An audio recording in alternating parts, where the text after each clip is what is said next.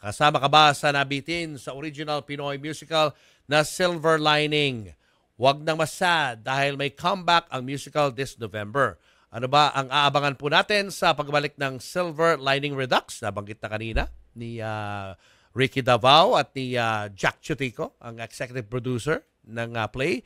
Okay, pag-usapan natin muli, Ricky and Jack. Yes. So ano na to, parang hindi to katuloy. Kumbaga, inulit lang. Inulit, pero kumbaga lahat naman ng mga plays kahit sa Broadway, di ba? Pag lumabas na tapos babalik ulit, may mga konting mga revisions, may dinagdag, may tinanggal, para lalong mas mabuo yung yung play.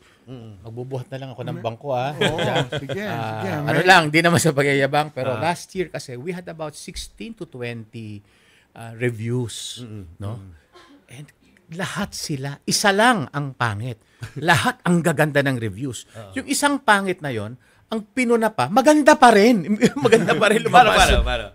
Yung ang ganda-ganda na lahat ng production, pero na-down sila dito kasi yung isang lead character na naubod ng sama, walang redemption.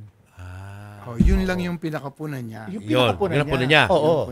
So, may binago ba kayo? May tweak kayo doon sa play? We took that into consideration and we there's actually some major script rewrites na hindi pa yung Yeah, mas naging tighter, naging clearer yung mga moments, yung mga gusto ng mga gawin ng mga characters, yung intentions. Nag-focus din dun sa punto ng what is the meaning of true friendship, tsaka meaning of true love. Yun, ganon. Bali, ikaw ang nagsulat nito? Hindi, ako lang yung madaldal.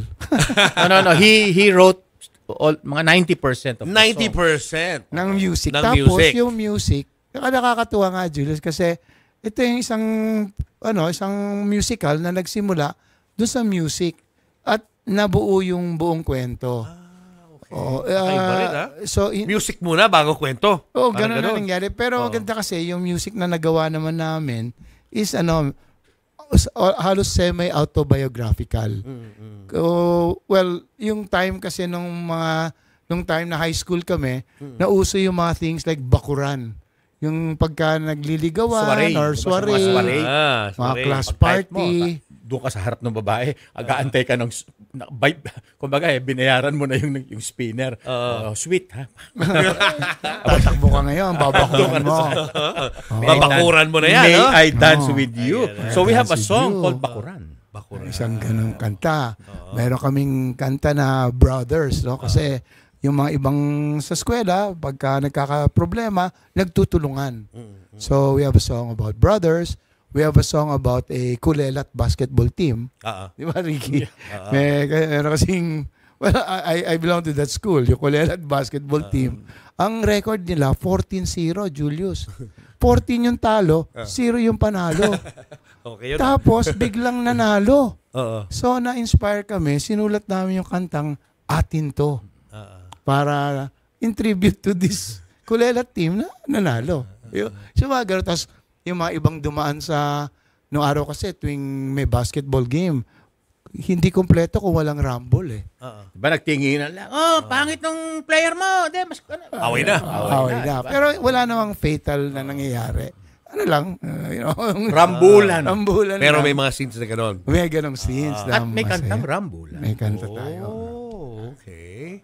Very interesting, no? So, it talks about yung buhay ng mga kabataan ng panahon na yun. Yung mga baby boomer generation. Baby boomers, Ricky, no? Mas involved ka doon sa Act 2, no? Pero meron din for the younger generation, di ba? Yung mga Gen Z at saka mga millennials. Pakita nila how they look at politics now. Kung ano yung mga nangyayari. Tapos marirealize natin what happened before. May relasyon today.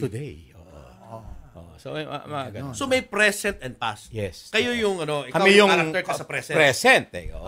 So we go back to the past through this through our younger selves. May It's a play within a play within a play. Parang okay, ganda yun. Sinulat ni Joshua Limso. 9-time pa lang ka-awardee pala si Joshua. Nalaman ko na lang in the middle of the project. And also Lisa Magtoto. Ang ganda ng script nila. Medyo Oo. Tapos, anong kakantahin mo rito? Anong mga songs? Marami. Dami. Sample. Ah. Sample dapat. Acapella lang. Sabi nila walang pag-asa, mahina sa pakikibaka, talunan, pinagtatawanan, lagi na lang kulelat.